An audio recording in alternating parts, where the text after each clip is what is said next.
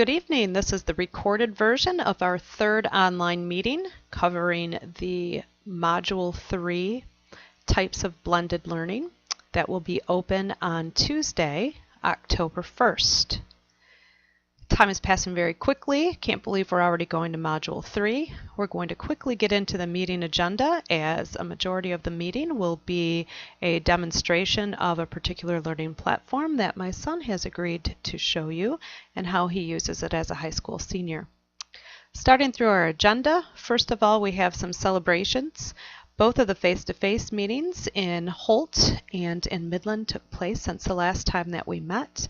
It was great for both Teresa and I to be able to get together and meet everyone and have the group kind of come together in a different way than we do online. For Teresa, I know most of her participants she already knew, so it was a fun just to get together and see where they were at and move forward. And for me in Midland, with the exception of one guest that visited us, all were new to me, and it was great to see how everyone worked together, especially with a great mix of administrators and curriculum people and administration at district and building level, as well as teachers. So thank you for that. Remember that the meeting completion dates need to be filled out on your time log. Next thing we want to talk about just quickly is module audits. Teresa and I will be conducting audits of modules when they are complete. We have done with the course introduction and module 1. One of the things we will look for is if you have completed your reflection and your feedback. The assumption, since you're supposed to work in order, is that you are completed with that module. So after the module completion date is passed, we will do an audit, and if you have missed anything in that module, we will send you a very formal, formatted message reminder of what it is that you are missing. Sometimes it's just a grading aspect, sometimes it's you simply forgot to upload something, but it's easier to track these things down module by module instead of waiting until the end of the course when it's getting close to the holiday season and end of school. Reminder to check your grade book, and especially in lessons, if you complete an essay, remember that Teresa and I have to go physically grade the essay, then go back to the grade book and remark it. So the lesson essays are taking more than 48 hours at this point. If they get beyond 4 days, 5 days at the most for those essays, then feel free to send us a quick message asking where we stand on that. Other than that, I would say about 3 days is where we're at. And remember, when you go into your grade book, it's difficult in those lessons because after you submit an essay, you can't actually see what you have submitted. But when you go to the grade book, if you have submitted an essay but it has not been graded, it will list as incomplete. If you have not submitted an assignment, you will just see a dash. So that's a good indication if you have actually submitted it, but we have not graded it, or if you still need to submit. Another helpful reminder is use your completion tracking. Make sure you have actually completed all lessons and assignments, and especially on lessons, click all the way to the end until you get a completion message. And when you are sure you are done, and if you have double checked, especially going to the grade book to see if it's marked incomplete for lessons, then click off your assignment completion checkboxes on the right hand side. The time management module is quickly coming to a close. Remember that the completion date is this Thursday, October 3rd. I know there were some issues with the teacher time management plugin, and we have fixed that. I apologize.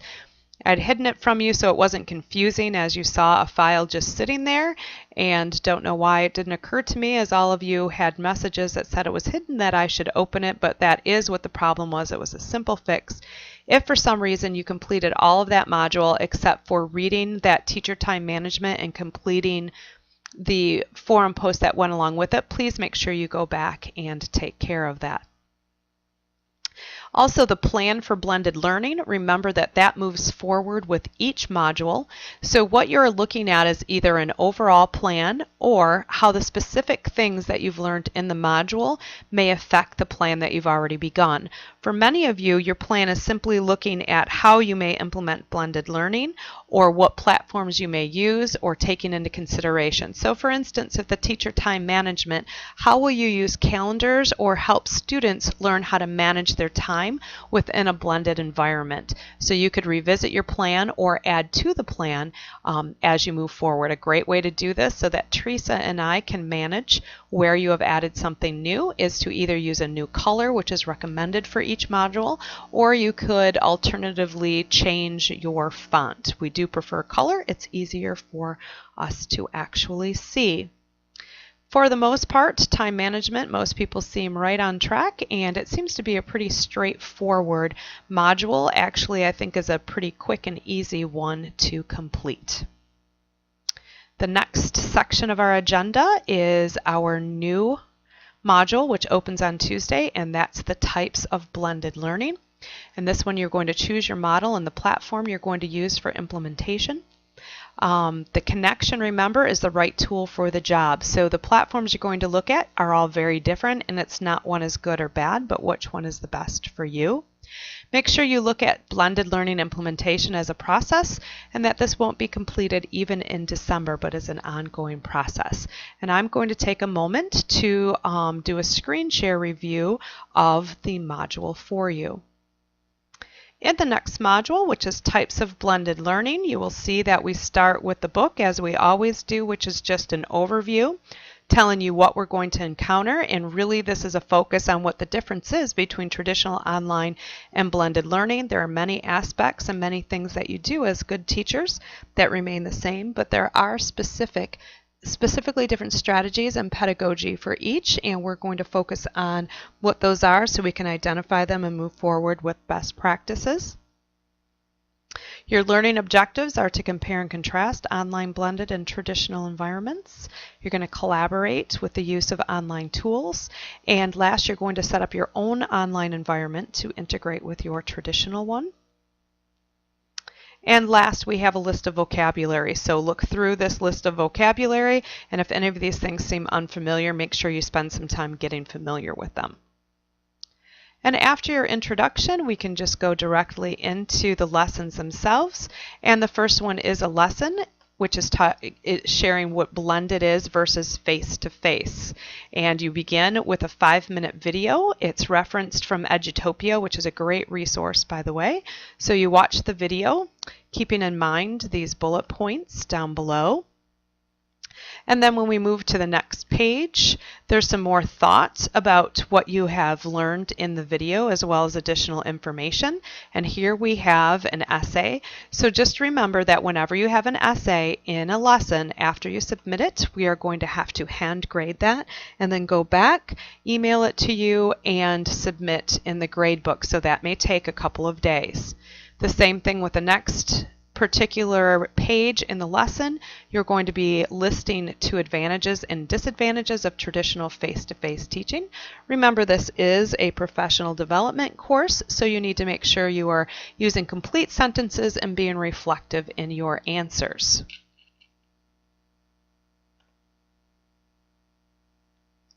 After you've completed those 2 lessons or those 2 essays, then we move on to more articles and reading. So in this one, when you're entering reading, there's an article from Education Week that shows that blended learning has been demonstrated to be more effective than either face-to-face, 100% face-to-face, or 100% online. At the minimum, you need to read the article, but if you're more interested in going in depth, there's also a link for the white paper that the article is based upon.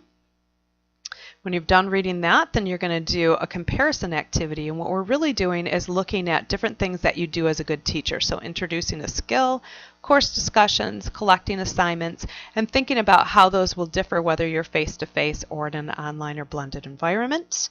And then another information piece for you to read, hybrid courses are best.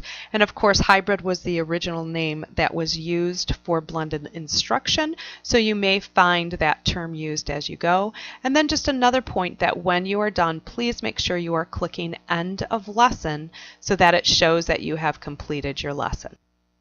The next lesson is Types of Blended Learning, and in the Types of Blended Learning you again will have some videos. So the great thing about this, especially for the Midland people, is we used some resources to look at different models of blending, and in this lesson you're going to have teachers and students reflect upon the models and how they've implemented them. So it just gives you some more food for thought on those actual models. The first one is the rotation lab, which is what most of you looked at as some sort of rotation. The next little video is from West Ottawa. It's a short video, and they were actually the first high school, I believe, in the state that implemented a flex schedule with their blended instruction. Then we have several pages that are specifically focusing on flipping. Flipping is really big discussion whether you're on Twitter or listen to any type of edubabble or eduspeak.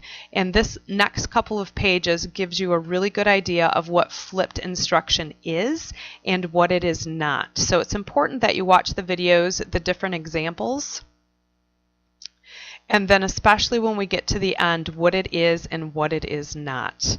And there's articles in addition to the information that is embedded within the lesson. After you've looked at those, then you're looking at what type of blended instruction you want for you. And this is really important as you consider how you're going to implement it, the timing of implementation, and what works well for you and your students. Keep in mind that this is a multi-year plan. You need support from your building and district administration, and most importantly, take your time and be gentle with yourself. This is a process. You will not be done even as you finish this course. Last, you're going to do an essay question exploring blended learning and what you think about that. So again, remember that as an essay question, after you submit it, it's going to take some time for us to hand grade and review. When you finish the first two lessons, there is a great activity on available technologies, and this really is just activities that you can share with the good of the group, and kind of a fun way to put those together. Then you move on to a lesson on blended choices. And in blended choices, it begins with if you already have one, such as Moodle or Blackboard, then you can skip the lesson. But in this lesson, you're going to be given some information about specific platforms. If you were in Midland, we covered most of those. Edmodo is one.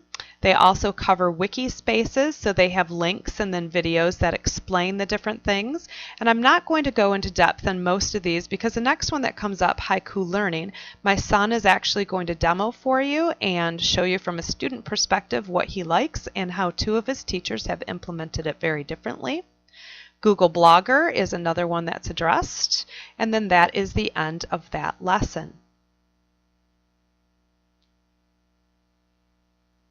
The next part of the module is going to your own blend, where you do a brainstorming on which of your classes you're going to blend and what tools that you plan on using. We then have a resource on blended ideas of where you can get additional information for blending ideas. And then your last two assignments are selecting your environment. So this is where you're going to decide what your platform is. Then you go into your regular every module activities, which include your types, updating your plan for blended learning. The meeting schedule, remember we do not use this resource here, but we keep it in the calendar. Your reflection after you are done. The put and take, which I am embedding a Google form so that we all have access to it after we are done with the course. And then of course your feedback on the types of blended learning module. This ends the first part of our meeting that we conducted on Sunday evening. This will have at least 2 parts, if not 3. They're just being broken into smaller pieces for easier viewing. So when you are done with this, go to the next module, which is an introduction to haiku.